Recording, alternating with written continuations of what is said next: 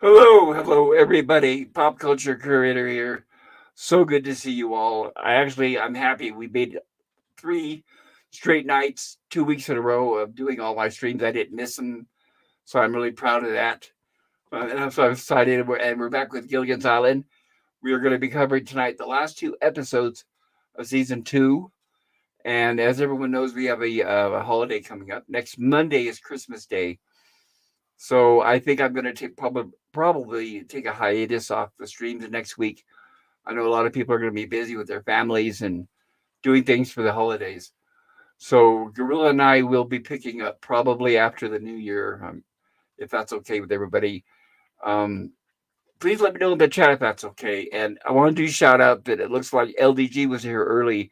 So good to see you, LDG. Glad you can make it. And I saw you uh gifting memberships on Midnight's Edge earlier. I was thinking, good for you. Wow. Yeah, but I was there and it's like, wow, that's a pretty big channel there. So yeah, you got a shout out by them. Hopefully it'll help you get some viewers. And I also like to say hello to my co-panelist, my good, excellent buddy and co-panelist, Gorilla's Random Thoughts. How are you doing? I'm doing all right. I finally figured out how I'm gonna do Christmas gifts, so I'm gonna be gone all tomorrow night. Oh, you gonna be Santa? No, I have to go do my shopping there. I finally managed to work away around the money.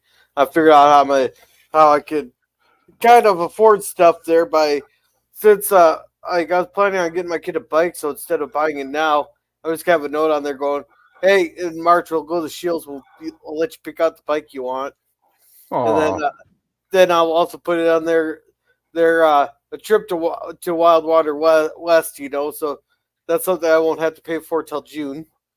yeah, I was gonna say in the winter. Yeah, you're right. So you're gonna let him pick out his bike? Yeah, Does he already know that he's getting one? not yet. I'm gonna put an envelope saying this gets you one bike. We'll pick it up in March.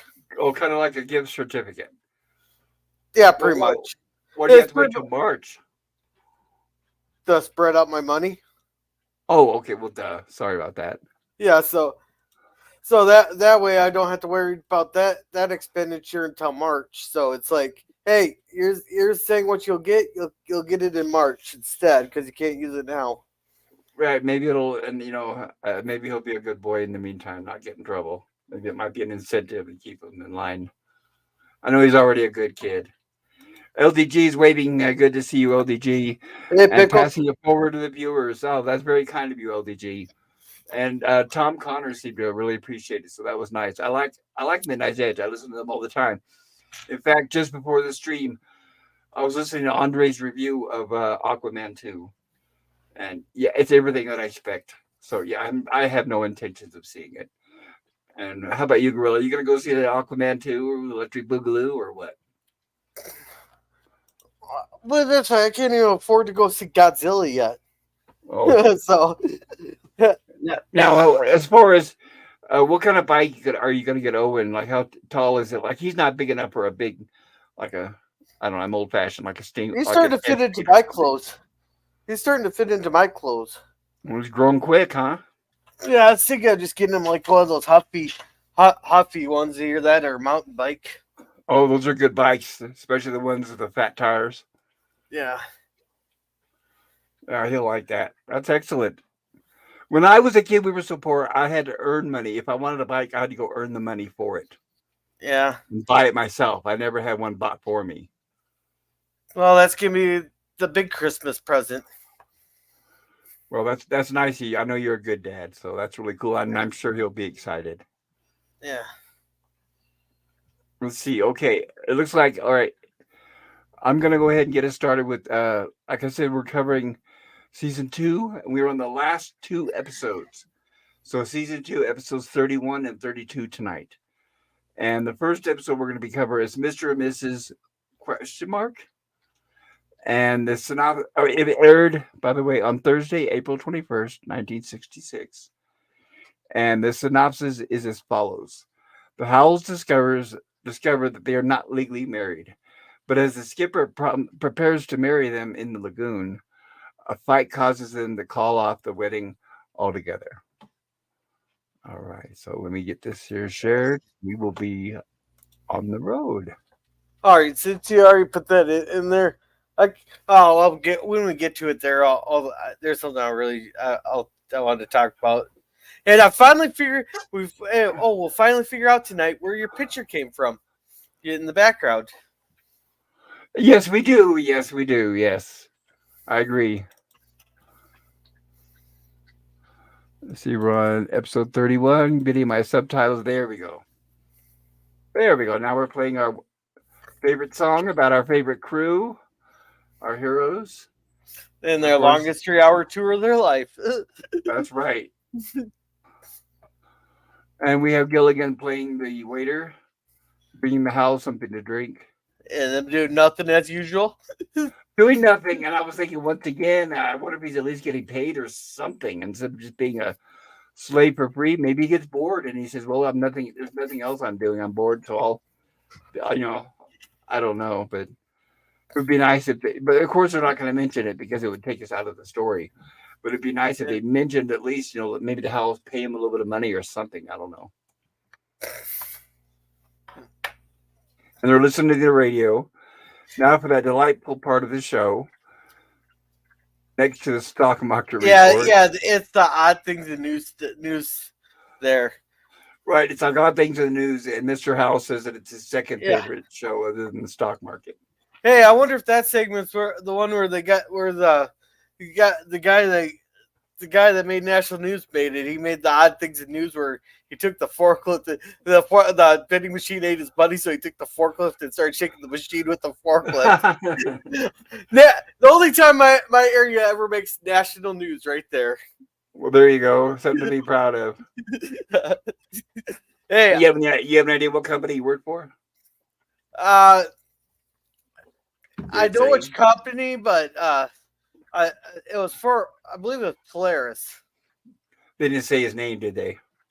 Yeah, I can't remember what his Oh, name. They did, but I can't remember his name. that's got to be embarrassing for him. Yeah. Hey, he may have gotten fired, but he has a story to tell. He has a story to tell, but yeah, the problem is try to tell him that to your next employer. Hopefully, it's hard when you leave a job as under bad circumstances. It's going to be hard for someone to hire you after that. So Yeah, here we have well, that. depends how desperate the companies are. Yeah, maybe other than that, he has a good work history. Maybe it's the first time he messed up. Yeah. Hey, Gap. But I'm sure he has damaged that vending machine. Hello, Gap. Good to see you. Hope you're doing well. I don't think he damaged it, but it's just one of those. It's misusing a forklift and causing safety hazards. I know, but think about it. I'm sure at minimum it had to be scratched or dented. Because those forklift how the tongs are. So I don't know if he just maybe he just put the tongue, the two teeth under the vending machine and kind of lifted it up and down, up and down, up and down. Yeah, I think that's what he did. Well, then it might fall over. Yeah, he got fired for safety hazards and misuse of a forklift. Oh no, I understand that, but I'm saying I'm trying to figure out how he did it without damaging the forklift. Yeah, right underneath damaging the vending machine. Right up underneath the bottom and up and down, because those vending machines are on legs. Yeah, I know they have legs, but they're very delicate. Obviously, there's a lot of electronic equipment in there. I almost had a job once where I was going to service them and open them up and work on them. Those and ATMs. So, Mr. and Mrs. Howells listen to the radio and they hear about this program that talks about oddities in the news. And the guy announces that, I guess, a famous preacher, a guy who performs wedding, apparently, they find out he's a fraud. And he mostly does rich people, all the big elite people of the world. And he happened to marry the Howells. So if they're hearing now that if the guy that married them was a fraud, then that means they're not actually married. So you see on the screen where it says chokes, that's Mr. Howell there. When they hear this is them when they hear the news. Yeah, quit pummeling me! I really know listen to the news. And hey, Older Greg. Older Greg, hello there. Hope you're doing well. Yeah, but so yeah, basically they're no longer married. This is another trope that was common in sitcoms. So yeah, obviously. But I don't know. What would you do? Would you be like, well, boo? I'm single again. See you later. Yeah, yeah. No, and this part here. Well, this shows how much our society has plummeted. He's like, because Gilligan says, don't hold hands. It's not polite to hold hands, or for single people to hold hands in public. Yes, Now, exactly. fast forward to nowadays. Just look at Oh the way people God. dress in a, let's say, a certain parade in a certain time of month in certain cities. And those same people you're talking about dress exactly like that and act like that at Walmart's. Yeah, yeah. Or hell, there's a couple. I'm pretty sure there's a couple of or subreddits that are dedicated solely for the way certain people act in public. Yes. Yes. Yeah, and you're right about the parades. They're disgusting. Yeah. Then here, then did you see? Oh, hopefully you can capture the look on the professor and Gilligan's face when he Oh, says as we said, this massive Unicus POTUS. Mossatus, right. And Gilligan says, what a mess. And then Professor looks at him and says, that's what it means. That's what a mess in Latin. The Gilligan was just so proud. But for once, he gets it right. Exactly. And so now they gotta go split everything. Like, And he goes, like Mr. Howells saying to her, well, when we leave Yada, we'll get married again. And then she said, well, yeah, we don't know how many years that'll be. And then, of course, it's her idea to immediately start dividing stuff because, of course, the woman's going to act like, especially the old-fashioned ones, well, we're not going to, no sex. I don't like using that word, but obviously they're going to keep separated. They already sleep in separate beds. So she's talking about dividing all their property, and I guess she wants to go live with the girls. And now she's going to, obviously she's going to care about her image. okay, yeah. He's like, how are we gonna split a meat goat? And I mean, look at that. He says, couldn't we just paint a line down the middle? I think we've already covered that in this series, didn't we? We are at that episode where Skipper and Gilligan did that. Yeah, and Skipper got the door and Gilligan had to use the window. Right, exactly. Of course. Poor Mr. Howell. He's even got his teddy there. Whenever I love it when they write this, the character. They know the character because whenever Mr. Howell's stressing out, he's got Teddy in his hand there. He's always got his comfort right there. He's always got Teddy. I love that.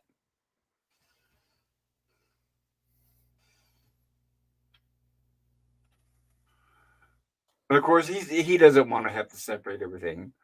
But Lovey, be sensible, my dear.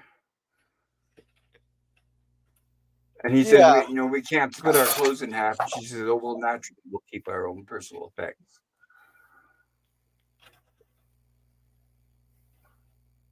But he don't know what the narrow escape he just had. He's looking at Teddy. He didn't want to rip Teddy apart. Yeah. Well, there was actually guy there. His wife demanded a divorce from him. I don't know what the circumstances around the divorce were, but they got ordered. They had to split everything in half. He literally took a chainsaw to everything. He split the TV in half. He split all the chairs right in half. He split the table in half. The car? Yeah, I think so too. I think there was one with the car too. They think it literally he split everything in half. I bet you that's one of those deals where not only did she divorce him, but she made him pay for her lawyer. So I can see why he was so upset. They do that a lot. Well, they'll make the husband pay for the lawyer, which obviously is not fair. Either that is an expensive skit. Yes, you're right. But there's another one where the wife caught the husband with the secretary there, and as they're getting the divorce, she told she was able to keep the house, and he'd be able to keep the car, and they'd split the money in half, and because he's a real well off thing, and if the house or the car was sold before the divorce was finalized, then they'd have to split the money from the sale. Right. She sold his brand new Mercedes Benz that was like 2 weeks off the lot there for $5 on Craigslist. I remember a wife once did that to a Corvette. Yeah, it was really cheap on Craigslist too. Yeah. Well, that's when I would go and burn down the house. Or what I'd say, oh, you're gonna sell my car. Well, that's fine. I'm just gonna deduct that money out of your part of your cut. Yeah, I don't know how that all Vindictiveness. I hate vindictiveness. I've been with people who are vindictive. I can't stand it. Narcissist. But anyway, that's a different subject for a different day. yeah, at least mine was more amicable there. Good. You're very lucky. And Yeah. the fact that you both share the kid, which is good. Um. So Mrs. Howell. So they decide they can't divide the objects in half, but but Mrs. Howell immediately goes right to the money and says, "Okay, here we can divide it here and now." And of course, Mr. Not Howell there. just about has a heart attack. Yeah, not there, not there. Let's not start there. Let's not start there. Right.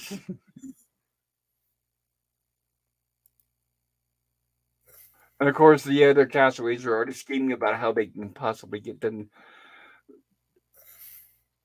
together. And Ginger, of course, uses this as a suggestion of a movie she was in.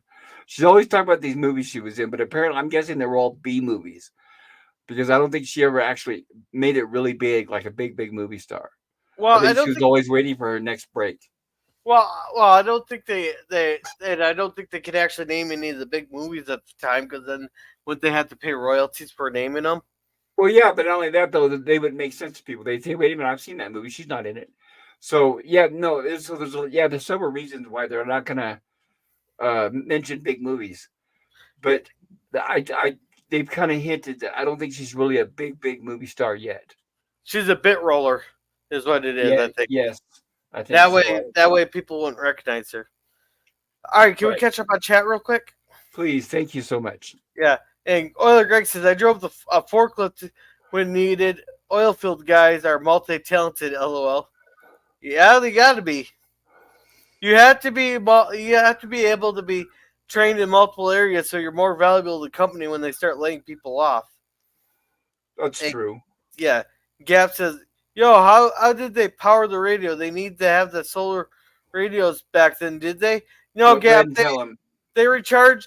We actually covered this in what the second or third episode of season one. It was pretty easy and pretty early in season one. Go ahead and tell him. Yeah. It was, they had salt water and coconuts, and they sit there and stir them as they're running. Was it lemon juice or something? Right, they got lemon juice and they got some coins, some copper wire, and they were able to stir and make like a battery. And by using that, they were able to recharge the batteries. The batteries inside the radio are rechargeable. So they actually, and that did, by the way, scientifically, that did make sense. You could create power doing that. Yeah, So yeah, that it was very interesting. It showed them, and I'm glad because that's one of the things a lot of people forget about if they haven't seen the show in a long time. Oh, it's so fake. That radio just lasts for years. Well, they actually did explain, even though honestly, the radio's been busted several pieces several times, but they always seem to put it back together. So the batteries are the least of their problems. yeah. And then Oiler Greg says probably charge the batteries using chemical techniques. Well, technically, yes. Yeah. Citrus, Yeah, they had a lemon. power chair as well. Did they? Yes, they've also had like when they showed the projector when they showed the movie that they Oh, made with the film. They used a chair, uh, a bicycle type device, the one that stands in one place, and Gilligan pedaled it, and that created a generator, which drove a projector and a few other things on the island sometimes. alrighty. Oh, he said pedal power. LOL.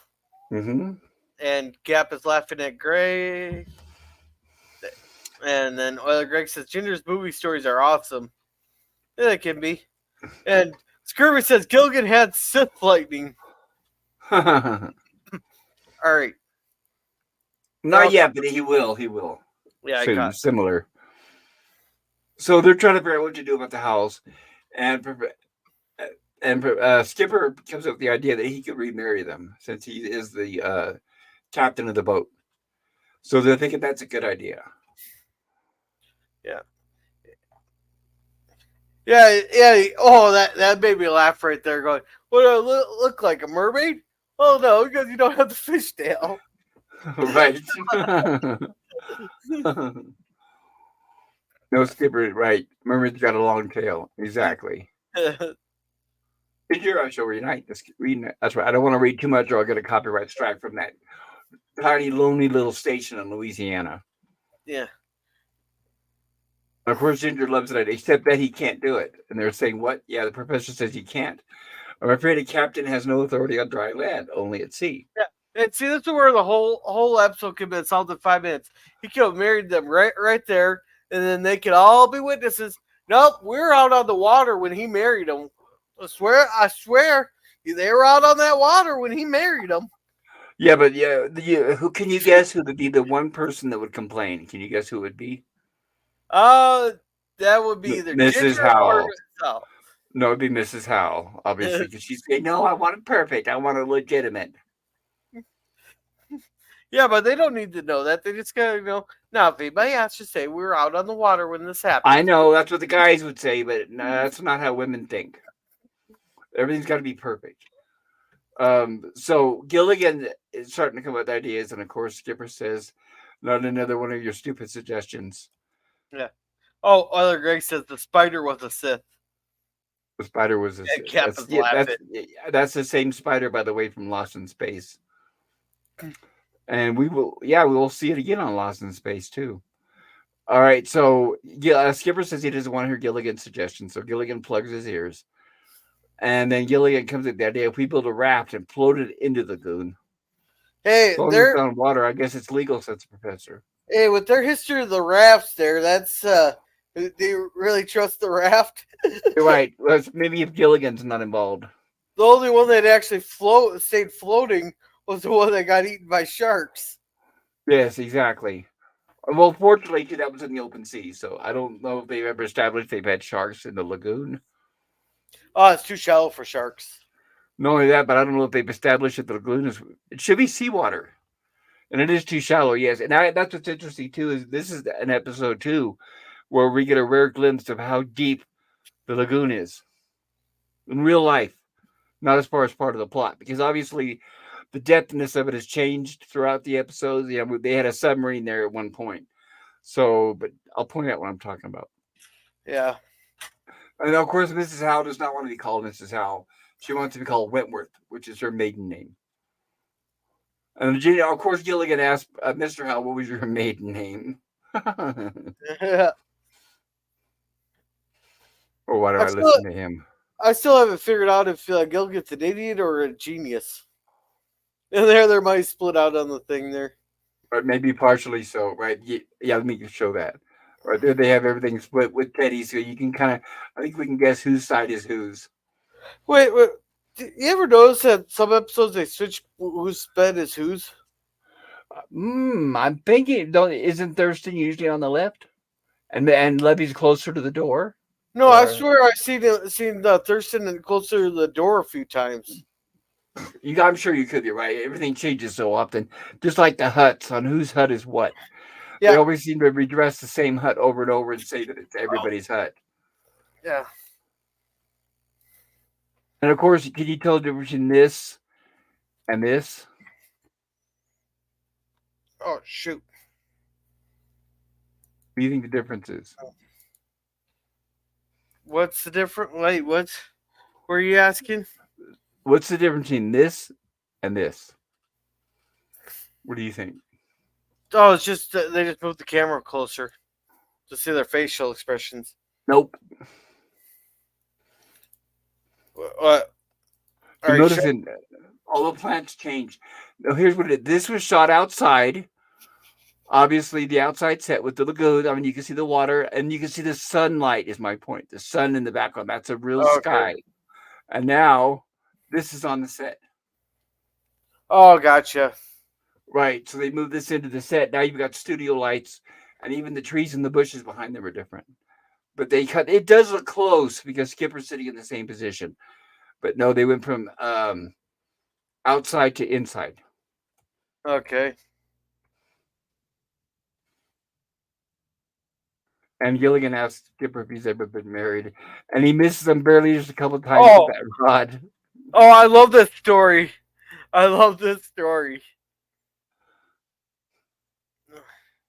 Right. Skipper talks about how he proposed to a woman and says, "Will you marry me?" And she says, "Well, I don't think I can. My husband wouldn't allow it." And of course, he's laughing. Yeah. Skipper wasn't legal when still out in the lagoon, he still wouldn't be legally marrying him because he has to be. I'm just reading this now. He has to be 5 miles from shore in order for him to legally marry him Oh, under good thing common they law don't mention. marriage. Yeah, good thing they don't mention that. That might be enough to save them. You get them out in the fishing lanes. Yeah.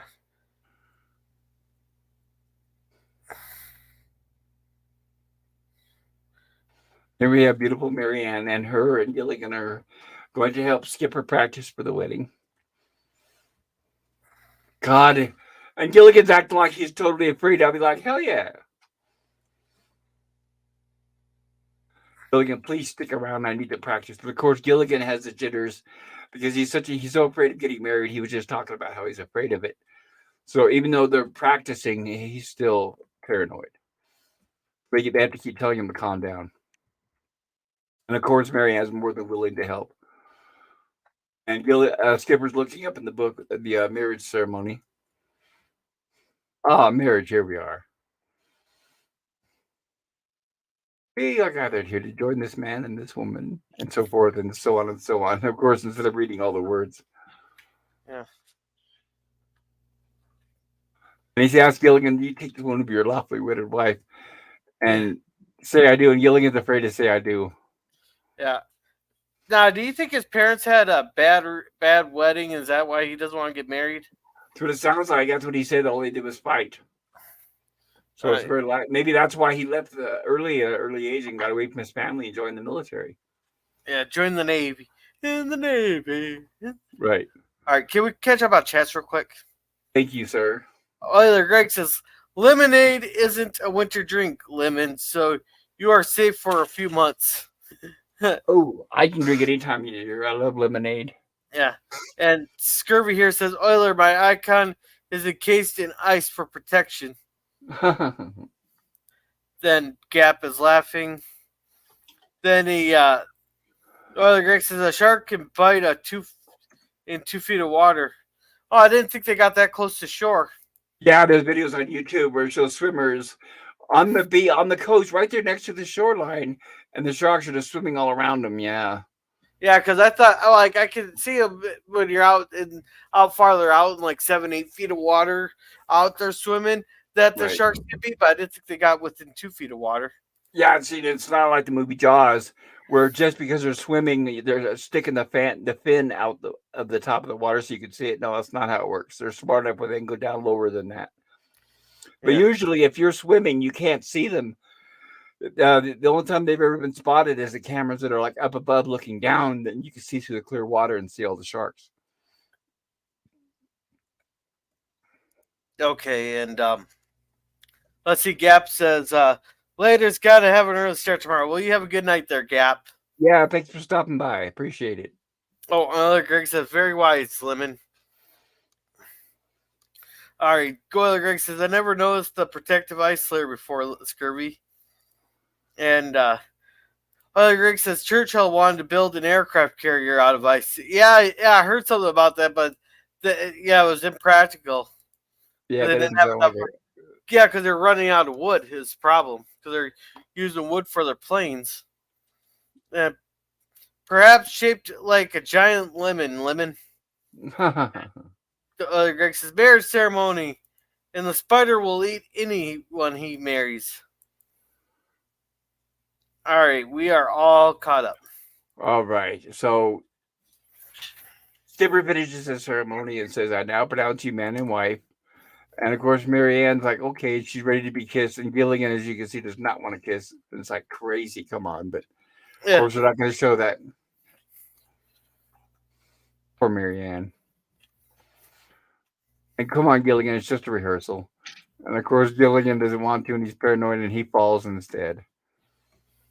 And now we cut to the outside again. It's free. It's like obvious.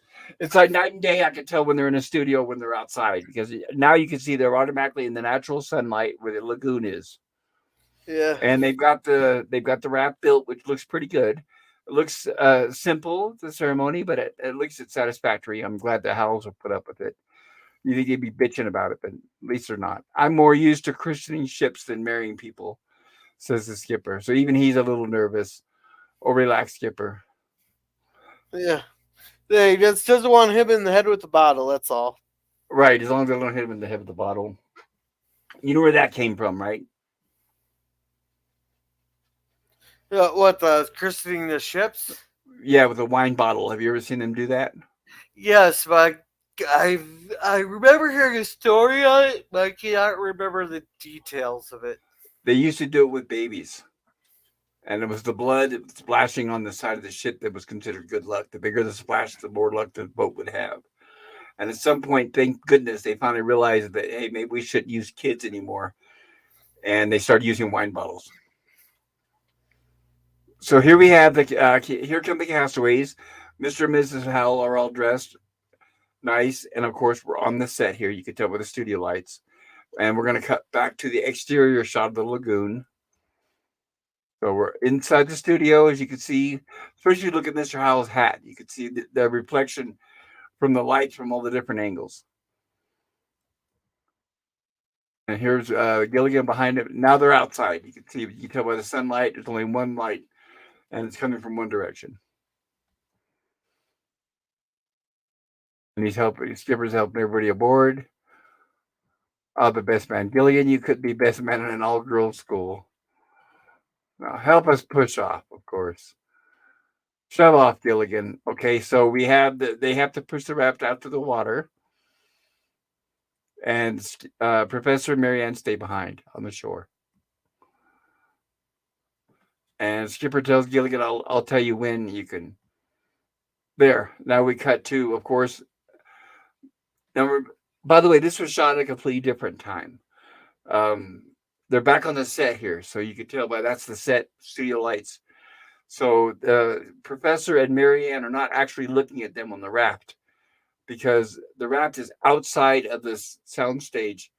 It's quite a distance from where they're at. So this was shot at a different time. I don't know why. And then now we're back to outside with the sun. And here's what I was talking about. You could tell how deep the lagoon is because Gilligan's using that bamboo rod to push them out. And then Skipper says, okay, that's enough. So Gilligan walks to the front of the raft and starts to push it down to stop their momentum. And this is where you could tell how deep.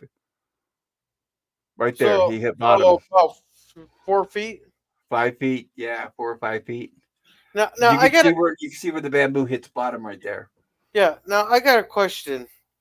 Remember that episode where their well ran dry and they're really desperate for fresh water? Yes. How come they just didn't go to that waterfall that's right behind them? Well, the question is if it's fresh water or seawater, I guess. I'm pretty sure it'd be fresh water from the spring. You think it would be if it's above ground level. Yeah. And there's something else I want to point out here in the scene we got coming up. And of course, Gilligan is about ready to fall off because he does not let go of the stick, and he starts to get pulled out into the lagoon. And of course, Skipper says, "No, I knew this had to happen." And of course, Professor and Marianne are supposed to be watching from the edge of the lagoon, even though they're actually over Yeah. in the studio. Yeah, and the professor's eyes. Professor's eyes. Hopefully we can catch it. Right They just there. got well. Oh no! When that happened, his eyes just got big. Yes. So fortunately, Mr. Howell grabs Gilligan's foot and pulls him back to the raft.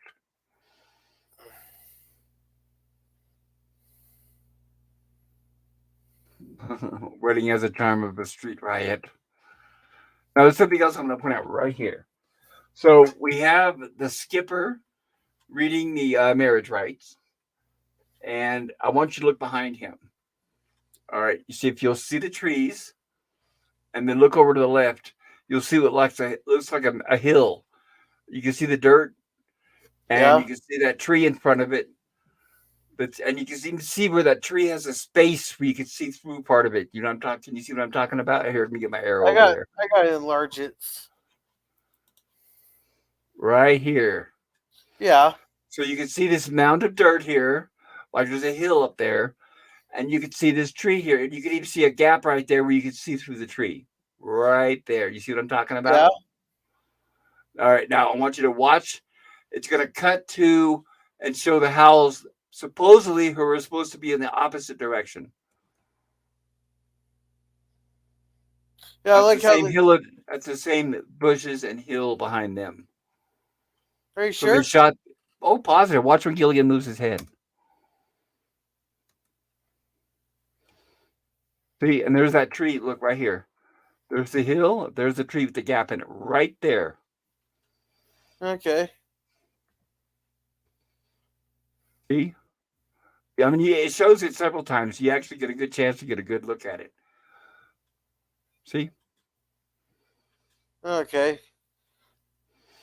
I'm guessing the reason why is they shot this part on land. They're not actually right now standing on the raft, and they didn't want to move the camera back and forth, show it from the one angle, and then show it the next angle, the next angle, the next angle. So what they did was they shot these at two different times. So now we have the camera on land, facing out towards the lagoon, filming the side with the Howells, Ginger, and Gilligan, and at a different time they showed this. They would move all that out of the way, and then put the podium there, and then show Skipper. Um, Doing his ceremony. But those are definitely the same bushes, the same hill, that background. It's the same one. Okay. Hey, you think that Professor or Skipper will take it a little bit more courteous, knowing that Mrs. Howell would want things perfect, that he'll have actually memorized or actually read it verbatim what it's supposed to say. I know it was funny too when he started reading the words and he said, and so on and so on. And of course, she did not like that at all. But Yeah. I'm saying women want it perfect because that's, to them, that's a day they'll always remember. Women never forget, especially when they remind you of something you did. But when it comes to wedding days, they want everything perfect and they want everything. They want to remember everything.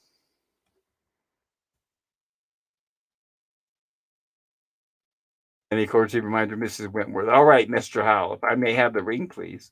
And of course, Gilligan has the ring and he's supposed to hand it over, Yeah. but it's stuck on his finger. Yeah. Why would they trust Gilligan with such an important task? Yeah, I know, right? Once again, maybe he has the only one that has a finger skinny enough that where it'll fit because it's a woman's Well, ring. I would have trusted the professor to keep it, safe and stuff, not Gilligan. Anyway, Marianne would have been a good one, huh? The best bet supposed to carry him. I will pick Professor instead of Gilligan, to be Oh yeah, honest. I know. I told Gilligan, just put it in your pocket and keep it there. But I guess no matter what you tell Gilligan, he's going to screw it up. Oh dear, what are we gonna do? So he can't get it off. So Mr. Howell takes a ring off of his cigar Yeah. and he says, "Carry on, Captain." Yeah. Wrong. I will not be married with a cigar band, she says. Yeah. And he says, "It's only till after the ceremony. You have no sentiment." What year is this? 66. So, he spent $5 on that cigar. That is a $46 cigar. And he can't say it then, but I'm guessing it's probably a Cuban because those are Hey, illegal. wait, yeah, this was after Kennedy, wasn't it? Kennedy. During. Well, yeah, after he was dead, right? But still, yeah, it was still illegal.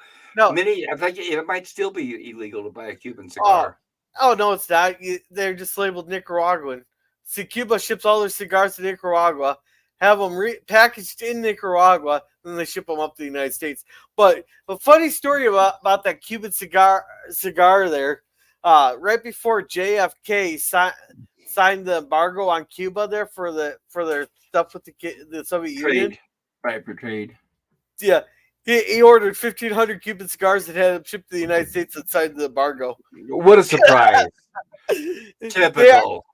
And they just auctioned off his last 20. So he still had like 20 cigars in the cigar box. Well, they can't be any good after all this time. Oh, they sold for a couple $1 million. I have a feeling only because people wanted them as a collector's item. I doubt they smoke them. Yeah. No, but I still think that's funny. He ordered 1,500 cigars from Cuba. As soon as he got them, he signed the embargo. I'm not surprised. A typical politician. I wonder if he smoked them while he was getting his methamphetamine injected. I'm not sure on the whole meth thing, so I'm not even gonna comment. Yes. No, he definitely got into regular injections of meth. And of course, Mr. and Mrs. Howe start arguing because she will not have the cigar band, and Mr. Howe forgets and accidentally steps off of the raft. Yeah, he must be a short guy there to plunder all the way to the bottom. See, well, that's just it. The show always just they tried to make the lagoon much deeper than it was. So in actuality, so we know what happened is the actor just jumped off and then just knelt down underwater. Uh, And here we go, Mr. Howell moving into their hut, and of course he's got a whole bunch of junk and suitcases, which means he must have been taking up most of that boat before they crashed it. yeah. All right, can we catch up on chats here? Great idea, thank you. Yeah, Oiler Greg says that raft looks like something I would build. Me too, babe. Mine would be worse. Scurvy here says the smashing of bottles I just assumed was because people get drunk and angry when christening boats. And OG here says that's only 30% of the time it happens that way, Scurvy. He says awesome raft. Yeah, that's not bad. Yeah, and Scurvy, yeah, that's almost seaworthy to go out to the shipping lanes. And Scurvy here said, so the Howells just were just shacking up the whole time. Yes, but fortunately, they don't have any kids, so they don't imply that they've gone that far. No, I thought the house had kids. Nope. Oh, okay. And OG here says, I'm shocked, Scurvy. And said, nice work, Pop. Now we know for certain how deep the water is. Yes. And OG says, now we know what it means when people choose the Gilligan Island wedding option. Skipper not included. The true purpose of the raft is to protect it from the giant spider. Oh, that's true. When do we get the giant spider? Just so we've had one before, but it's going to pop up again. Yeah, remember it was in the cave. Remember, Gilligan was in there. And Oiler Greg, you gotta come up on the panel. We'll have to send you a link for the panel when the spider shows up because you're such a fan of the spider. Or try to come and see us also when we're on Lost in Space, the episode with the spider again. Like I said, it's the same one. Yeah, and he also says later tonight I'll be outside smoking a cigar and look at Christmas lights with eggnog and bourbon. Well, don't get caught driving. That's all I gotta say. I was looking at a recipe to make eggnog, and it's actually simple because I was thinking it's too damn expensive to buy, but it's very easy to make. Yeah, so it's basically just milk and some eggs and some nutmeg, and that's pretty much all it is. Well, Suzanne can help you with that if you ever have, because she makes her own. Good, I can ask her for any tips so that I don't make any mistakes. Yeah. So that's all. Or nope. And OG here says the German army used billions of doses of meth in World War II. No, yeah. Well, actually, the only reason meth is even around is because Hitler's doctor was trying to assassinate him so he went and mixed up a bunch of chemicals from underneath the sink there. Then he injected it with a syringe, trying to poison him, and it just got him higher than a damn kite. And he wouldn't even. And he liked it, right? He probably liked it. It's like, oh, that was great. Then he went even more berserk than he already was. Then welcome Daniel's Hot Topics. Hey Daniel, good to see you. Hope you're doing well. I saw Daniel last night on Skogley's stream. Yeah, were you gonna say something about the other comment? No, I was just gonna talk about the show. Okay. What was the other comment? Hold on. What was the other comment? That's the one with the German army, with the meth there. No, it is true. They used to inject their soldiers with meth, right, and give them meth. Yeah. Yeah. Now Greg says, "True. I show up for that in the Pop UFO special." Absolutely, yes. All right, we're all caught up. Thank you. So Mr. Howell says, I'm barely out of bed and you're nagging me already. So, of course, the arguments continue. And he's being very pushy, obviously. He's wanting Gilligan and Skipper to move all their stuff practically out of the hut. And, of course, he's giving them all instructions and orders on how he wants to be treated. Fresh bath every morning, massage. and all this garbage, of course. I'm thinking, okay, so who does that? I guess maybe Mrs. Howell was doing that, I guess, before. After dinner relaxation and a little nighty night snack. I'll post a schedule so it'll make it easier for you. I'll consider it. Also, they did. That's right. He did ask me. So he did it before. Who did it before? And he said, "Well, Mrs. Howell, of course." And he said, "You lost a construction crew."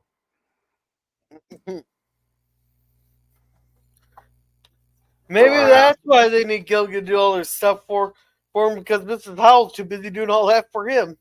Yes, that's true. That's a pretty big stretch expecting us to believe that Mrs. Howell would do all that. But I guess she loves Thurston. Yeah, and I think it's the scene here that that's the Howells hut that shows up when he goes, "This is our hut." Yes. Well, I'll move out before I'll do any of those things. So even Gilligan's already out of the hut. He's had enough. And now Skipper, of course, has got his chest, and he's walking out. Said that he'll move out before he does all those things for Mr. Howell. So wait. Oh wait, never mind. We haven't got to that part yet. And Mr. Howells is throwing all their stuff out. Right, their blankets and their pillows. And here we are with supposedly the woman's hut. Yeah.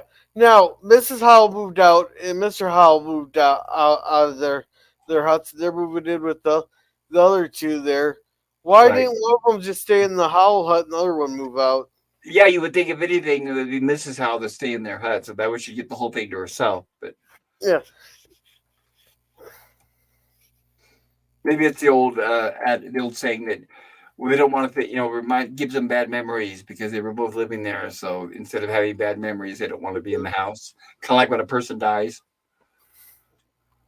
Yeah. Like that movie we were watching. The Silent movie. Silent Night. Hey, I still say that movie has the best dialogue about anything in 2023. It does, yeah, but you have no dialogue, but it does keep your attention. And I was going to ask you, have you seen the movies Silent Night, Deadly Night? There's been like 8 of them, I think. No. Okay. They're not good. The first one is okay, but they get really bad. I was just curious because they almost have the same name. Okay. Yeah, then they're like, she doesn't want anybody to mention Thurston, but yes, she keeps bringing him up. That's all she does, right? They're not saying the name at all, but that's all. Every other word out of Mrs. Howell's mouth, right, is Thurston.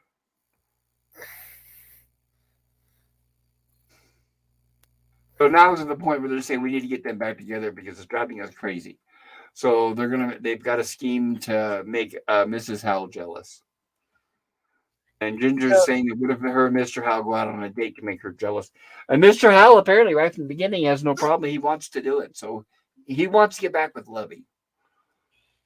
Yeah. He's got that money. What do you want more than anything in the world, Mr. Howell? He's got a lot of stack of cash right in front of him. Money. Besides money, everything, my dear, pales. Yeah. Do you ever wonder if a couple of their stacks ever just sometimes randomly disappear while they're not looking? Yeah, but knowing then they probably count it twice a day. Yeah. Every morning and before they go to bed, right? Yeah. But, all the cast members are so innocent in that, but it's like, like even like the professor, like, hey, this kid's funded a couple of my experiments. They won't notice. Or the skipper goes, you better bury it because if they come looking, there's not many places to hide it. And then if it's in the ground, it's going to rot. So you'd have to have it in plastic or something that doesn't corrode underground. Well, they have all those tin cans from their meals and stuff. Tin cans are waterproof. That's what I'm saying. Plastic, tin, metal, anything like that will help corrode and rust. Huh. They didn't have Ziplocs back then. And of course, Gilligan and Skipper had to spend the night outside. And he reminds Skipper he has to wake up and get his steam room ready. I am not moving. I don't blame him. Poor Mr. Howell. What about poor Mr. You and poor Mr. Me? Hey, now I got a question here. Mr. Howell's sleeping in their hut. Mrs. Howell's sleeping in the girls' hut. So why don't they just take over the Howell's hut and sleep down their beds? You're right. That's what they should do. Right. That's Yeah, what Gilligan should say, at least. yeah, And I was surprised that Gilligan actually did this. He says, "Why don't you throw him out?" He's giving him an example of how to do it. Enough is enough. There's one thing you got to do. Yes, but what kills me is So Skipper doesn't want to have to throw them out. yeah. And I love that line. I'm not going to take advice from a dropout philosopher. Right, exactly. And then Skipper comes up with pretty much the same idea that Ginger had. So he wants to play matchmaker and then try to make Mrs. Howell jealous. So he's talking about, he tells Mrs. Howell, and of course she likes all her makeup right there. God, so vain. So, but yeah, she's all for it. She wants to make Thurston jealous. Yeah. Right at dinner, we'll put your plan to work, right? Like it's not obvious. No, then she goes. He goes, "Are you gonna take a naive innocent? Is it first mate or what is it? The sophisticated captain?" Right, She goes, "I'll go the professor." the professor, right? Which I think the Ginger, skipper your dodged vision. a bullet on that one. What's that? Skipper dodged a bullet on that one.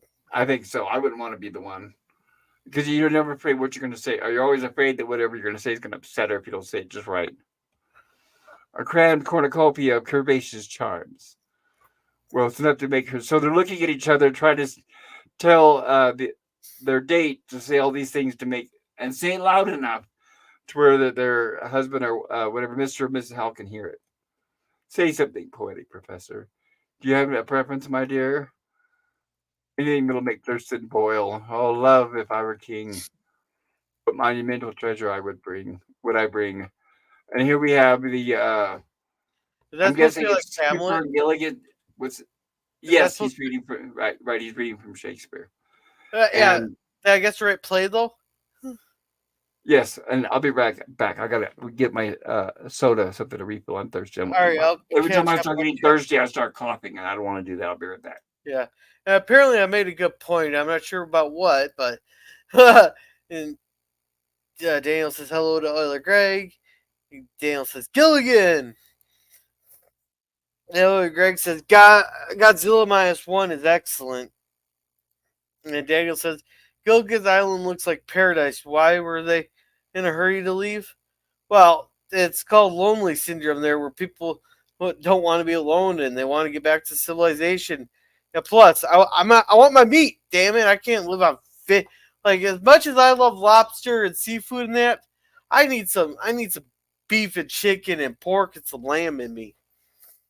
And some turkey and some duck and stuff. And Elder Greg says 60s people were different, Daniel.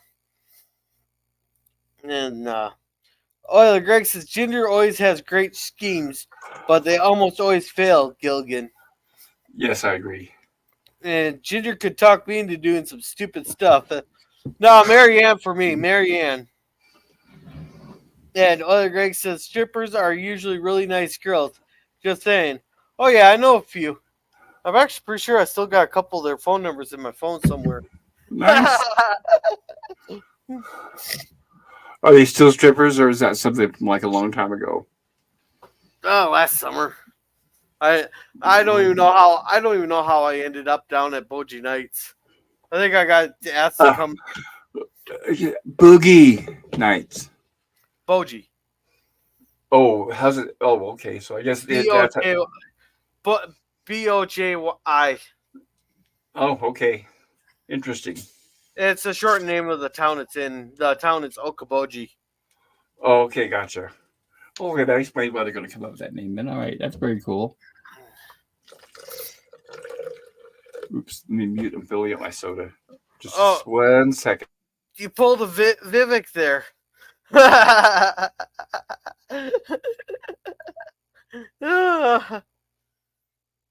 So yeah, now they're doing all their cooking and the preparation stuff in there. Yeah. All right. Yeah, Pop, you pulled a Vivek there. A Vivek. What's a Vivek? Vivek Ramaswamy forgot to turn his cam off when he went. I don't know if he was getting some coffee or if he was taking a leak there, but he forgot to turn his microphone that's pinned to his Bluetooth microphone pinned to his collar, or one that has the wire that goes down to the box and all that. And he forgot to. He forgot to mute it. No, I didn't. I didn't hear that. Was that during one of the debates? No, this was just last week. And hey, Cody guy. I know, but he's usually doing debates. What was he doing? Why did he have a mic on? He was doing Vivek's is the only candidate that's really going around. Anybody who invites him onto a podcast, he'll come on. And he'll sit there and talk about all this stuff, and they'll just have regular conversations. He was on, I can't remember whose podcast it was on, but he was on someone's podcast, and they had the wireless, or basically a wireless mic on him.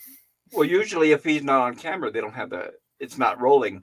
So I'm guessing they showed it like a blooper. No. It happened during the thing. He got up to go either get something to drink or he went to go take a leak, and the mic never got turned off. Oh, so was it okay? So he didn't. Was it on camera? What he did? No. The sound just poured through onto the podcast. No. I'm saying, was this whole show on camera, or was it like a podcast? Yeah. Actually, I'm not quite sure. I can't picture him stepping off camera to go to the bathroom or something. Usually they'll say cut, then they'll go and take a break, and then come back and say action. But well, whatever works. I'll find the thing.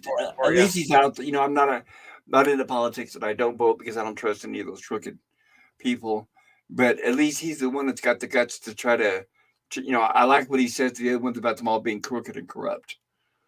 So yeah, at least he's not afraid to say that. Yeah. Okay, are we caught up with the chat? I said hi to Oiler Greg and Cody guy. And I said welcome very to Cody cool. Guy. Hello. Man of many words, that Cody guy. He's a man of many words. And Gilligan, they're calling for you, of course, waiter. And he has the French mustache. Stereotypical French mustache. Nothing is too fine for... And of course, the professor is going to sound much more sophisticated, so he says garçon. And that's when Thurston says, oh no, she likes French. I was at a restaurant once and I said garçon. And the person I was eating with said, don't do that, it's rude. I was like, oh, okay.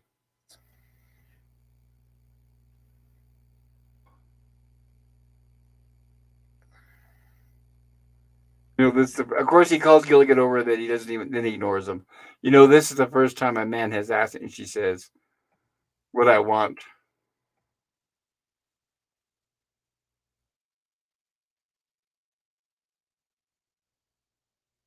Waiter, you're supposed to get the wine. This is when he walks by and they call him, and he says, sorry, not my table.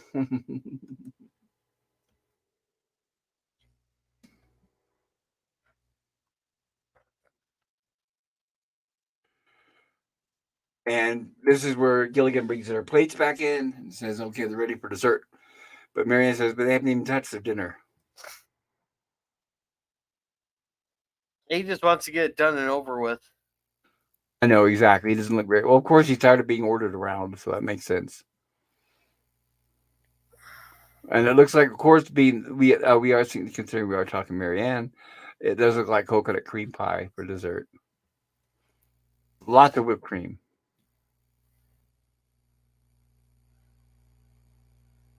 And of course, more coffee, sir. So he goes to pour Mr. Howell coffee.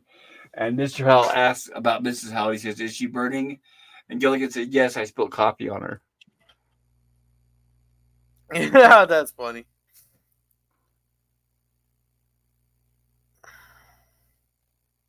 Of course, she's jealous because all he's doing is looking at Ginger.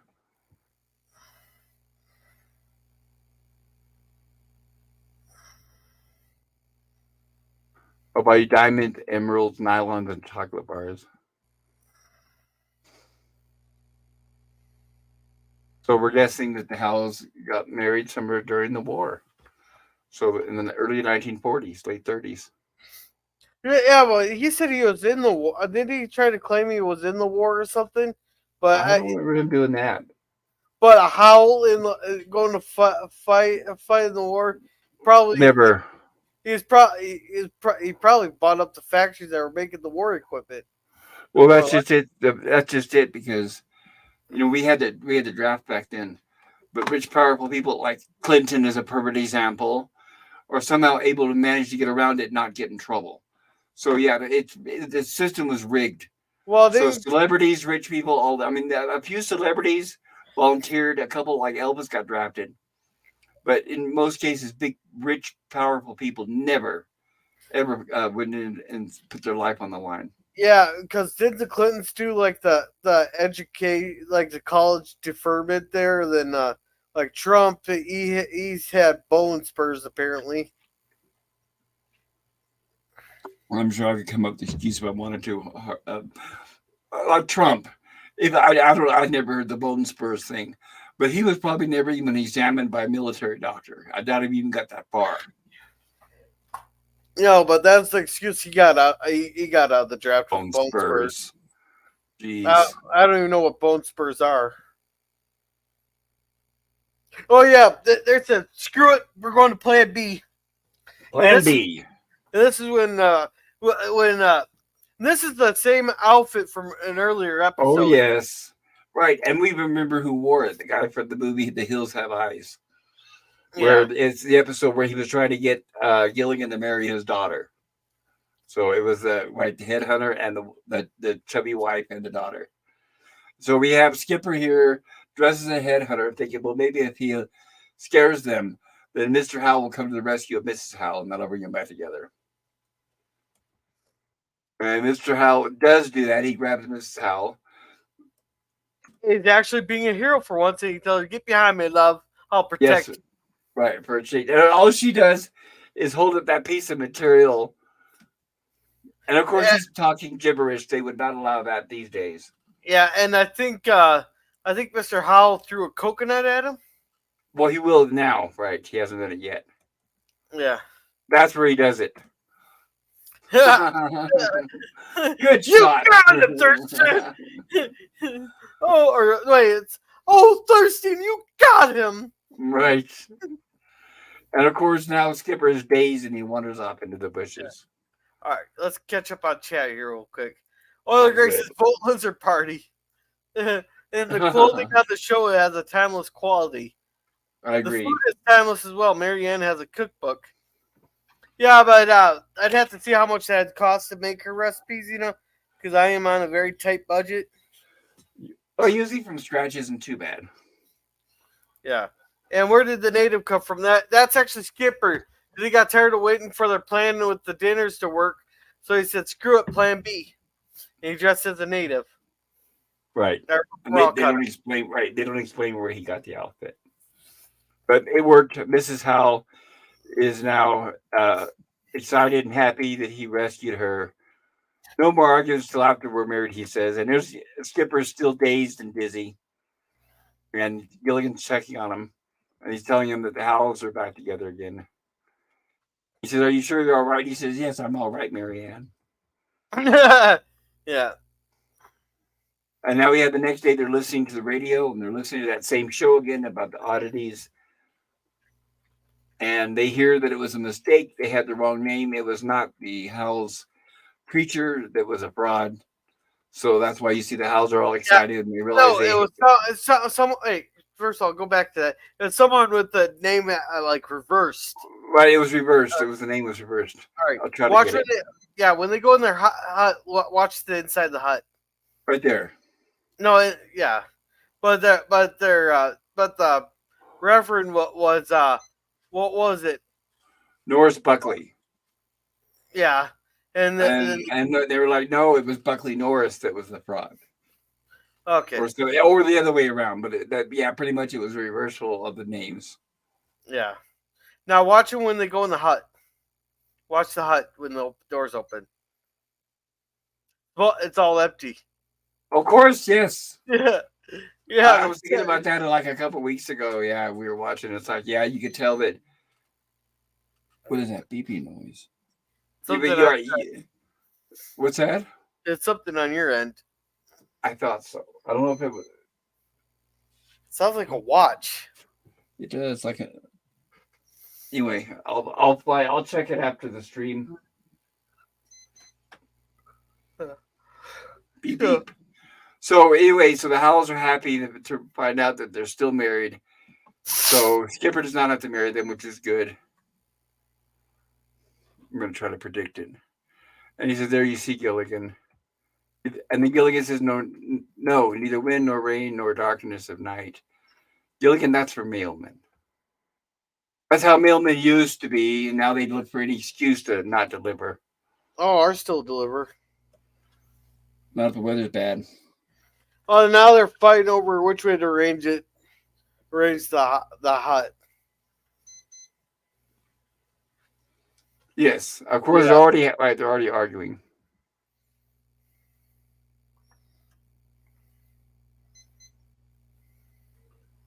Oh, I see what it is. What is Sorry it? about that. My pressure cooker.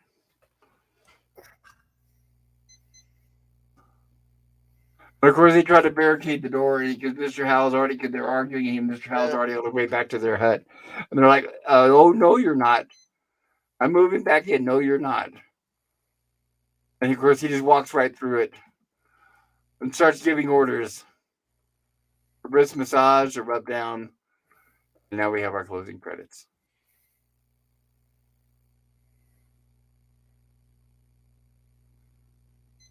Here we go. I'll be right back. Before I start the next one, I'm going to go stop this thing from beeping. Hold on just a moment. Alrighty, so I'll catch up. Oh, chats are all caught up. So we get another fun episode next. It's the Cosmic Ray episode. And man, there is some nitpicking to do in that one if I really, really wanted to be technical and nitpicking. But there's a few camera mistakes there that I do want to show off. So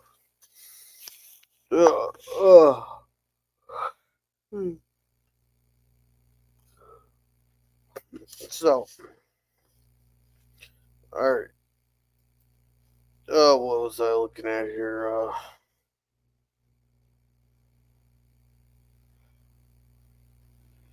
right.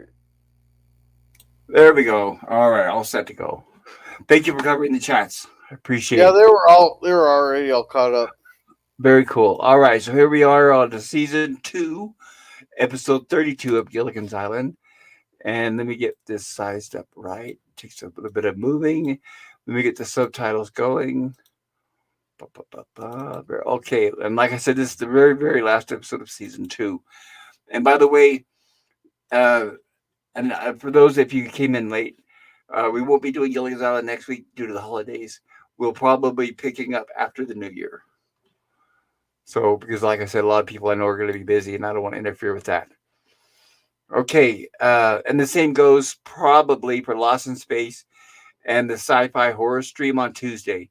I might do rumblings from the lab. I don't know. I'll ask people if they're willing to be there, if they want to. If not, we'll do that after the new year as well.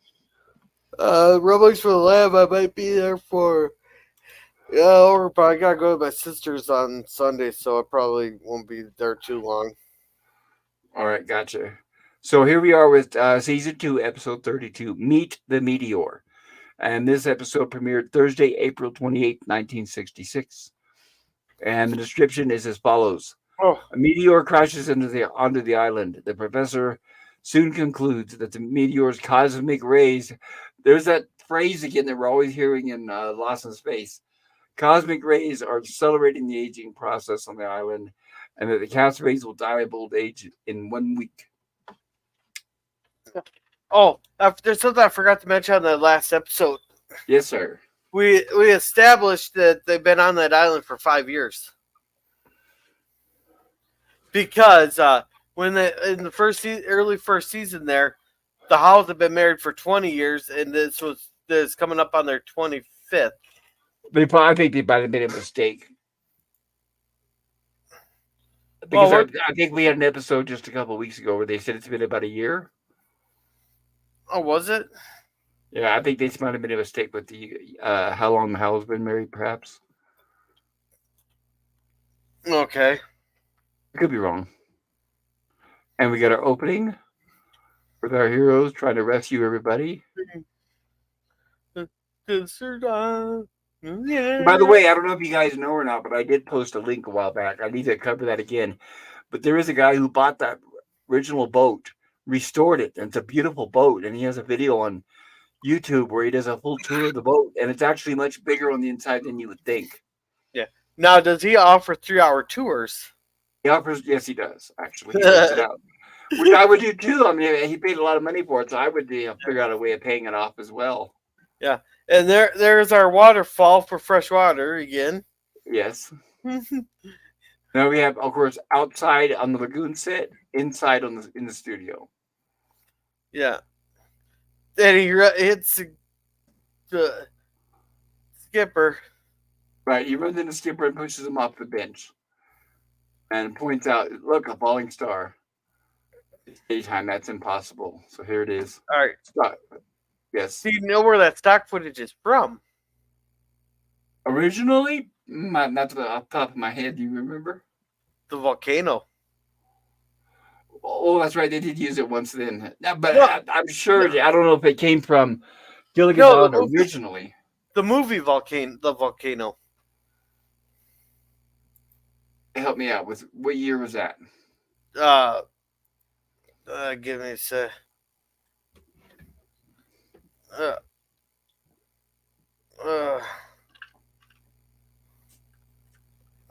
oh wait, I'm thinking of the episode. I'm thinking of the episode. It was the Gilligan's Island episode, the volcano episode. Gotcha. I know there was a movie, two movies about volcanoes that erupted in like Los Angeles. It was like they were both bad movies, probably about 15, 20 years ago. Yeah. So it lands and it hits, and of course it's shaking the ground, but of course they're just shaking the camera. Well, here's what they decide we better go see. That's a pretty good prop. Yeah, but the issue with that is, yeah, it's a nice, beautiful prop, But first, that meteoroid would be in tons of pieces there, and it'd leave a lot bigger crater than that. And isn't that where their methane supply is? Their natural gas spring. Well, I don't know if that's the same location. Yeah, no, it's just a few things that popped in my head there, because anything that hits that hard, it'd be a lot bigger crater, and it'd be in a lot more pieces. It'd be in a bunch of pieces. Well, sometimes yes, sometimes no. Sometimes they break up, sometimes they don't. Yeah, most times they do, but well, not like that though. I don't know if it'd be perfectly round like this. They're usually like a jagged rock. I don't know. yeah. I have a feeling that prop is probably used somewhere else. I don't know if they really built it for this show. Yeah. And of course, Gilligan says after all the stuff we shot up there, they finally shot back. Yeah. It's getting its revenge there. Now, Skipper knows part of it. He says it's the Meteor that's broken into pieces, but then he doesn't say the actual word. But the professor does. Yeah. Yeah. Well, I think it's off of our planet or star. Did they know about the asteroid belt at this time, or the Oort cloud? Well, the professor talks about the radiation belt.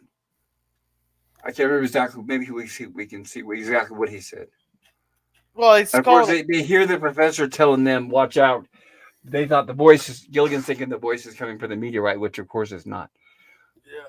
And then they run over to the professor, and of course, and now he's explaining to them what it is. Yeah, that he thinks there could be radiation or cosmic rays to everything built up into that stuff there. Radiation, I would be worried about as well. So they go to build a Geiger counter. Through the stratosphere, the ionosphere.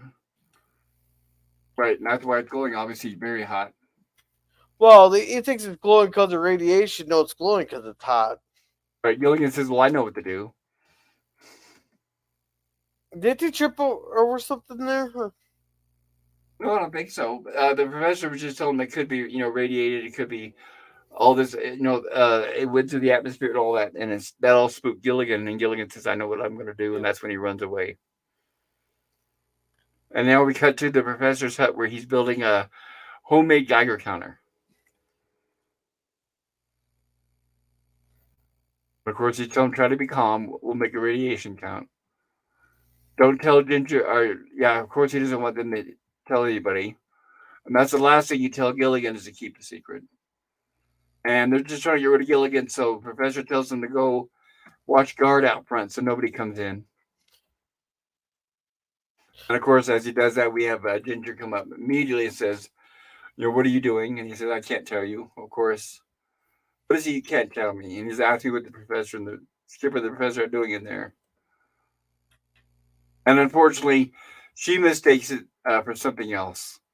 Where she lays on the charm, and now she thinks that they're going to be hosting a party for her. Yeah, for her birthday. Right. And here we go. Next, he goes back outside, and we have Marianne looking hot. Who goes there, friend or foe? Well, how many Mariannes do you know? And he tells her, he names off a couple Marianne names that are not her, with different last names. Yeah, and it's barely wearing dirty shirt week. Yes. Because she said she wanted to get to the laundry. Because she's doing laundry. So I guess this hut also doubles as a supply hut. Because the professor's obviously doing his experiment. And then next we have the Howells come saying they want something out of the supply hut. Yeah. Gilligan, I have a good idea for you. The next time you have an urge to come in here, stay out. Yeah, go every time he comes in there, he knocks over the Geiger scope. Yes. So, Marianne thinks it's Christmas. They're planning a Christmas party.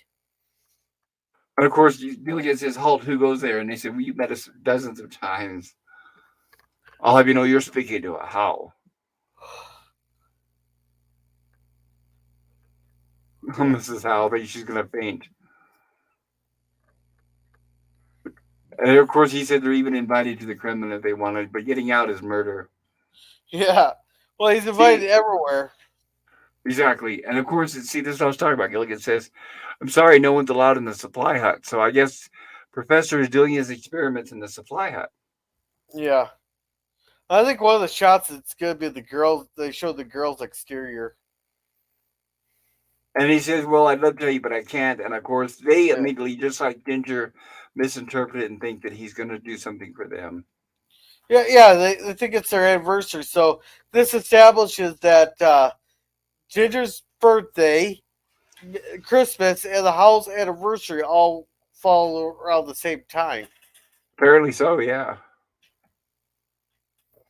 And then apparently they're all going to start fighting over what the party. And Marianne thinks it's a Christmas party, right? So that's 3 different parties they're all confused about. Yeah.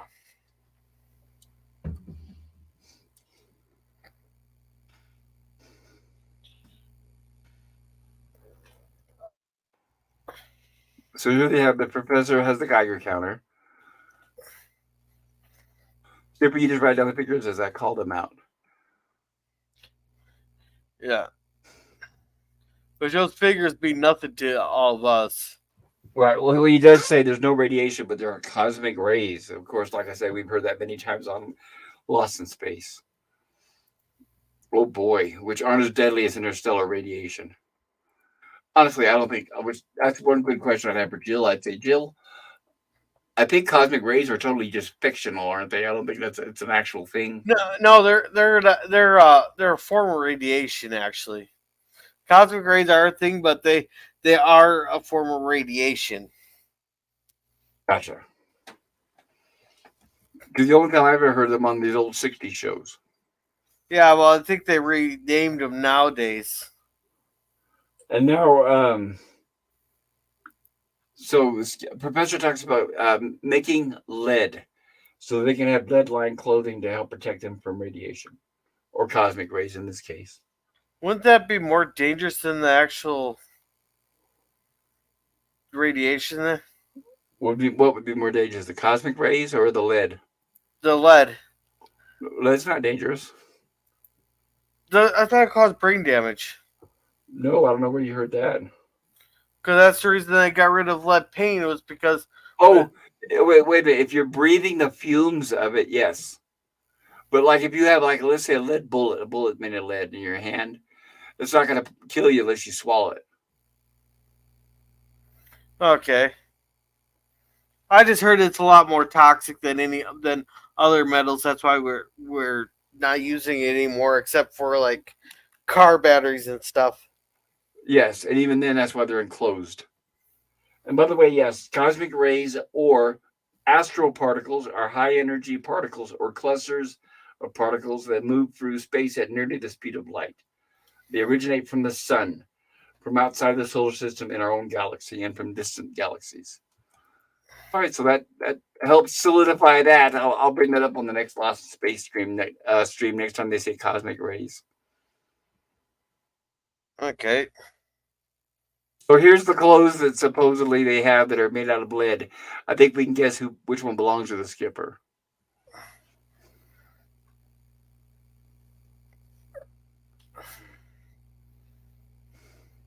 So what? They dip their old shirts and stuff into it. Yes, it was a liquid lead. You think it'd be pretty heavy after that? Obviously, you can tell they just painted them silver, but oh well, because lead actually does not have that look. Lead is almost black, like a bullet. Oh, I didn't know what color it was. All right, let's catch up on chats here. Greg says, "Cheers, eggnog and bourbon." Remember, Santa came to visit them in an early episode. Yes, he did. Yep. He goes, "I need to build a supply hut." Yeah, I need. Well, what you need to build is a bunker. Right. That was the only time they had a Christmas episode. And he goes, "So this is another Christmas episode?" No. No, it doesn't necessarily take place on Christmas, but apparently it's near because they're thinking about a Christmas party. Yeah. And then he says, "Lead is our toxic friend." See now with they would be breathing the fumes and stuff in because they cover their faces and everything with it.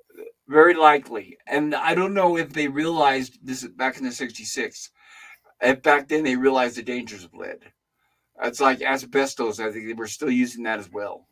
Asbestos and lead were used up till they got rid of lead in paint and stuff. Or late 70s, asbestos in the early 80s. Right, especially lead in dishes. Because I remember when a lot of stuff was coming from China and overseas that had lead in it.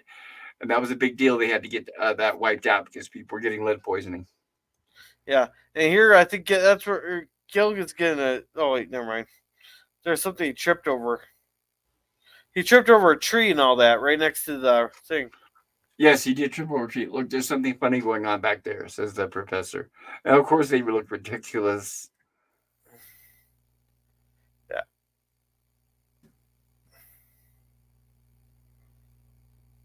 He says something funny. He goes, no, I mean funny, strange. Come on. And of course, the reason why they're wearing the lid is they think it'll make them safer when they walk up close to this thing. Yeah. Now that tree there, that's the one Gilligan tripped over there. Right, but just a moment ago. Yeah, that's the one he tripped over. Then it also grew legs and moved over 2 feet. Oh, it's in a different location? Yeah, it's in a different spot further away from the asteroid. The other one was right up next to next to the meteoroid. So maybe they did that because so they could shoot everything at one point. So last time when they showed him stumble over it was off camera. Yeah. So yeah, but it's still 2 feet from where it should be.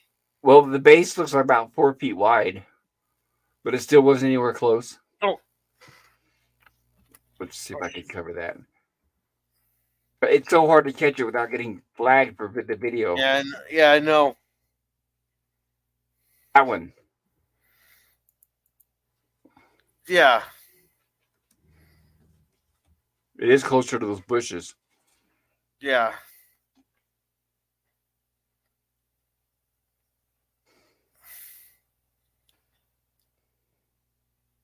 Yeah. Here's what they're talking about. Here's where your professor tells them that pretty much the tree aged and grew way too fast. And he says now they're all going to age at an accelerated rate. Yeah, I don't think that's how cosmic rays work, but we'll go with it. Right, exactly. That's the same plot and trope that we saw the Deadly Years on Star Trek, the original series. Oh, was that Cosmic Race? No, it wasn't cosmic rays, but it just accelerated rate plot or age plot where they all get aged real fast. Yeah. That was a trope that was used on a lot of shows. Even Lost in Space. Remember, Dr. Smith got old fast. Remember when he went on the ship or that little ship and he came back old. Oh yeah. And so Professor's trying to figure out a solution, and Skipper keeps telling him, "Why can't you think faster?" And now Gilligan brings in the radio, and it's a weather report. And it says now for a special weather bulletin. And he's talking about it says a storm is coming in an easterly direction, and there's going to be lightning, and all airlines and ships have been rerouted. And they're like, "Oh no!" And Professor says, "No, that's great, lightning." He says, "If we can," and he says, "The storm could save us." So here's what he's talking about: if he builds a lightning rod, perhaps he can direct lightning towards the meteorite. He says, of course, the chances are 1 in a million.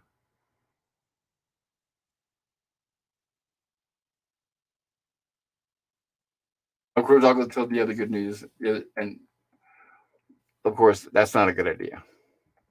Gilligan always wants to blab.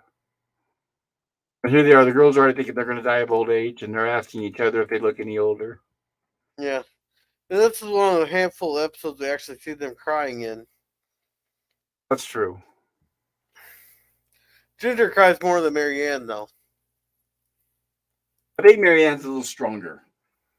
I think Ginger is a little oversensitive, I guess you could say. Well, it's their backgrounds. Ginger Yes. grew up at Broadway in Hollywood. Marianne grew up on a farm where she's probably probably been kicked by a cow more than times. Well, probably not as rich, and maybe even with some brothers. They don't mention if she has siblings or not. I think they do.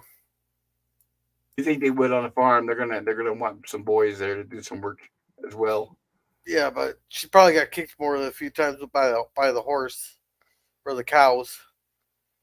So here's where they are. They have the molten lead, which would be hot as hell. And normally you would have some gloves. All it takes is with those bubbles, one pop of lead to come shooting up at you, and that way you would not be happy. But so what they're doing is they're taking bamboo, dipping it into the lead, hoping to make lightning rods. Yeah. And they even asked the professor. So Skipper has enough common sense to ask the professor, wouldn't copper or something like that be better? And he says, well, yes, but all we have is lead. And so here we have later on that night, lightning rods are all finished. And he said, okay, well, should we wake Bill? And he says, and no, he's exhausted. Just let him stay there. So they put the lightning rod down next to him, and Gilligan is dozed off. And we have a voiceover. The Gilligan is hearing these words. Go ahead, Gorilla. Sorry. Oh, nothing. That has to be for the lead there. So that has to be at least 621 degrees Fahrenheit. So a campfire that's pushing it with the campfire. Oh, we got Gilligan dreaming. Yes, we got a dream sequence where Gilligan is dreaming them as old. Yeah, and all their voices were dubbed over and ran through, I'm guessing, a synthesizer. Oh, I think it was the same voice. I think they were just acting old. No, but the voices were redubbed. Or dubbed over to make them sound older there. So they spelled the rows, then they dubbed them. So I'm guessing they ran them through some kind of voice thing there. Okay. There. And would the Howells be long dead by now? Yeah, if you would it's think 50 so. years? So we're assuming I guess they're almost 100. Over 100. This is Howell looking very tired. Yeah. The skipper would be around 90. Gilligan would be 72. Mr. Howell would be around 100 in that. Right, and if you guys are wondering what we're talking about, it's they estimate during this dream sequence, they say that it's been 50 years. So that's where we're getting the figure from. Yeah. And she asks Thurston to help her put on her diamond necklace, and he drops it. He has to struggle to pick it up. And he warns her that it might be too heavy, my dear. And he puts it on her, of course, and she slumps over because it is too much weight for her. God damn this thing, doing this. Hold on, my computer's acting strange. Once Oh, again, is it? it's doing like it did last night. Yeah. Because I'm afraid it'll start playing a clip and I go to stop it. And then what it does is it hides the window of the player under my browser. And I don't know why it keeps doing that. I don't know if it's my mouse or what. But it's making me mad. It's going to give me Huh. another copyright warning. I'm sick of it. Windows. Oh, man, I hate Windows. But here we are with Ginger looking almost exactly like she did in the Jack and the Beanstalk episode. No, she looked a little bit differently in the Jack the Beanstalk episode. Yeah, a little uglier, I guess. They blacked out some of her teeth and I think put on a few warts or something on her face. Yeah. Now I'm waiting to see how close the professor looks. Now, the professor, don't you think he looked almost like he did in that episode? I mean, Yeah. the long hair, the beard, he's even acting the same way. Apparently, the cure for baldness is citrus fruits and seafood. I know, right? If you know anybody bald, make sure you tell them that. Yeah, because they got all long hair and stuff.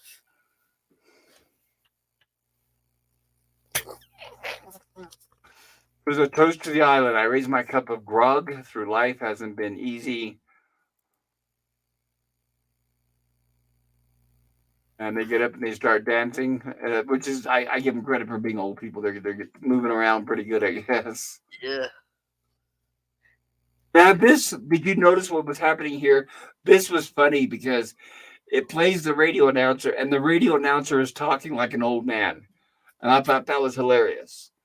I don't know if I realized that when I was a kid, but it's funny because the radio announcer would just sound like a radio announcer.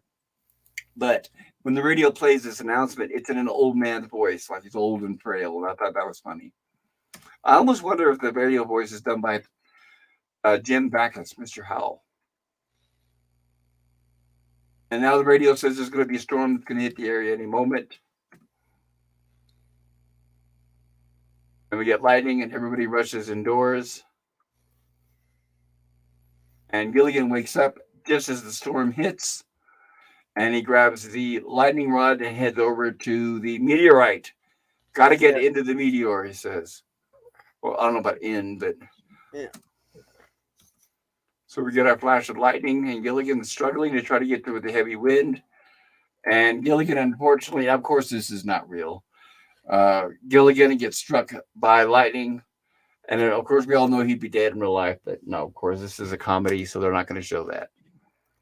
Doesn't even get hurt, and this is where your background picture comes from. Yes, that's from my background picture behind in the panel, backstage or whatever it's called. But Gilligan's yelling because he got struck by lightning, and Skipper hears him and comes rushing out and hears him. Something's happening to my little buddy, and Skipper runs to the rescue. Gilligan accidentally trips and throws. It's kind of hard to catch it, but he trips and throws. There it is. The lightning rod, and it actually, fortunately, luckily, it stabs into the meteor. So it was a great shot. And it's not, if he hadn't tripped, he would not have been able to make it. But it was a good idea, too, because that way he didn't have to worry about getting close to the meteorite. Mm. And it looks like it paid off, and it worked, because there we have the lightning rod, and it looks like it's getting struck by lightning. So on soft rock, then, if the lightning rod landed in it like that. Possibly, yeah. And now the meteorite explodes. And the light was still in there. Yes, it was. Yeah, the light they used to light it up is still there. Right here? Yeah. You guys, yeah, if you guys look, you can see like it looks like a flashlight or a light sticking out right there. Yeah. And blowing up the meteorite would not mitigate the radiation at all. All it would do is spread it out further. That's what I was thinking too, yeah.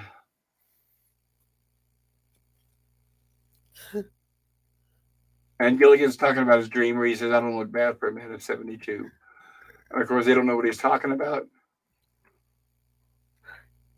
Yeah, but instead of blowing it up with the lightning there, they would have been better off just sending that thing out to sea or sinking it in the lagoon. Well, yeah, but if it's so radiated, how are you going to get close enough to it to even do that? Vines. And here we got So closing credits. and these closing credits are released in the syndicated version, were the same ones from the first season. Oh yeah, wait. If there's no guest stars or anything changes, yeah, they'll play the same ones, and it's the same people. But director of photography Gerald Freed doing the music right there. Which of course, I remind you, Gerald Freed said in an interview before he died, because he just died last year at the age of 90 something. But he said that doing the incidental music for Gilligan's Island here was the most profitable thing he ever did in his career, and it pretty much kept him with a constant paycheck. Because as we all know, Gilligan's Island is still playing in several different languages around the world. All right. And there we are with the scene with Gilligan behind us getting electrocuted. And that is the conclusion of this episode, Meet the Meteor. And I forgot to put a poll in the chat. I just realized. I'm so sorry, everybody. I usually put a poll in the chat asking you guys to vote on what you think. But I was trying to rush and get my dinner in the pressure cooker. Yeah, if it makes you feel any better, I keep forgetting to put a poll in my chats too. Well, if you guys are listening to this, please feel free to vote in the chat. Please, if you want, you can type A, B, C, D, or F. No. The poll is which was your favorite episode. That's right. That's how we do the poll for Gilligan's Island. So we had Mr. and Mrs. with a question mark, or Meet the Meteor. You could put 1 or 2 on which one you thought was the best episode.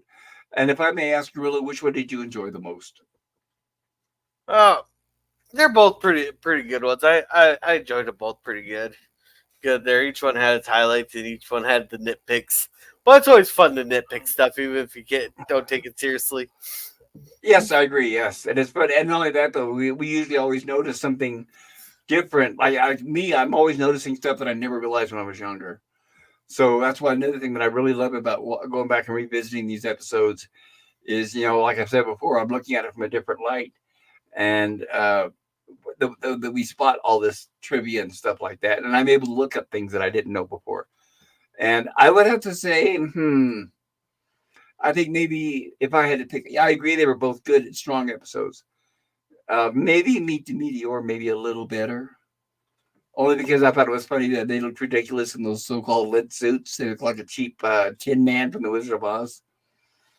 But yeah, they were both solid episodes. In fact, in the last two last week were really good episodes too. So this is where Gilligan's Island really hit its stride. It's not weak. This is season 2, so this is before they go on break, obviously. And like I said, next week we won't be having Gilligan's Island due to the holidays. We might be coming back after the new year. I'll be letting everybody know. I'll keep you guys in contact. I'll post it on the community tab on my channel and also in Twitter for those of you that are on Twitter. I'll do both. But I really, really appreciate you guys coming in here tonight and spending time with us. I hope you had a good time. I hope you enjoyed it. If you haven't done so, maybe consider subscribing to my channel. Hit the like button. Click that notification bell so that you know when we're having another stream. My next one should be Rumblings from the Lab next Saturday night. Yeah, we'll be doing Rumblings from the Lab. And you know what? It kind of works out that we're not doing streams next week because next Tuesday, or what is it, Wednesday? The day after Christmas, Tuesday, I'm getting another chemo treatment. And you guys know how it makes me feel like horrible after. So it may not, it might be perfect timing that I won't be able to do a stream for the next few days after that. So that might just work out. That is your toxic friend, says Ola Greg. I see that. Yeah, we already caught that. Lemon pie, thank you. Lemon pie like the first one first. And Ola Greg says, right. Okay, before I close this up, is there anything you want to share, Gorilla? Nope, no stream on Sunday because of the thing party. I'm not sure if I'm going to stream on Saturday yet. I might stream on Christmas there. And depending on, I got to go to Cato either tomorrow or I might end up doing stuff on Friday. So I'm not sure on Walton's yet. But yeah, those whole streaming things got screwed up. But well, it is the holidays too, so you're doing a lot of stuff with family. Yeah, so I'll play it by ear this week. What's Cato? Mankato. What? I'm going up to the mall there. It's like 70 Oh, miles away. It's okay, about an gotcha. hour. It's an hour's drive or about 70 miles. Sorry, I hadn't heard that name before. Thank you. Yeah, yeah. We got all the yeah. I keep forgetting we got like the nicknames for stuff. It's like we call Sioux Falls Sifu, Mankato Kato. We call Worthington Little Mexico. We call Oh, Uncle okay. Pochi. I Little cannot. Mexico. Why do you call that one place Little Mexico? They have like Mexican restaurants and stuff. 90% Hispanic. Oh, okay. Well, then that's where to go get some good food. Then I guess. Yeah, and I cannot say that on YouTube. I cannot say the name of what we call Fairmont. Okay. I'm guessing it might be part of the Rainbow Crowd. British cigarettes, Mont. Okay, gotcha. All right, so I think that's it. Thank you once again. And Ola Greg says, good night, everyone. And Ola Greg Night. says, put a spider in a stocking this Christmas in honor of our giant spider. Yeah, right, we're joking, everybody. Don't do that at home now. All right, Greg. I'll gather up all the spiders from the basement and send them to you. There you go. And that'll teach you, right? No more spider, uh, no more of the spider envy. And like I said, we'll be covering, we're just starting season 2 of Lost in Space. And we will be showing the scene where Will Robinson encounters the spider once again. It won't be the same spider from season 1, The Keeper, but as far as character, it'll be a different spider, but it's the same costume. Obviously, they used it a lot throughout the '60s, and it was that's a different story though. Of course, it was done by Janos Janos Prodgat, the same guy who did the gorillas and the apes and all that stuff on these shows. Janos Prohaska, that's it, the Hungarian guy. All right, so with that, I want to thank everybody for being here. Like I said, I should have a rumblings from the lab on Saturday. It depends. I'll put a poll in my community tab to see if anybody's interested, if they'll be around or not. But like I said, next week will be, not sure that we'll be doing streams next week or not. We'll see what happens. That's up in the air. So keep in touch. Computer dying. Your computer's dying. Okay, so we're losing Gorilla, so that's about right. It's about the timing's about right. So have a great night, everybody. Take care of yourself. And Gorilla, if you can hear me, thank you for helping me out tonight. Great job. Thank you for helping me with the chat. And take care, everybody. If you work tomorrow, drive safe. Stay warm. I know it's getting cold in a lot of areas, but it was, like I said, I had a great time. I hope you did. Take care of yourselves.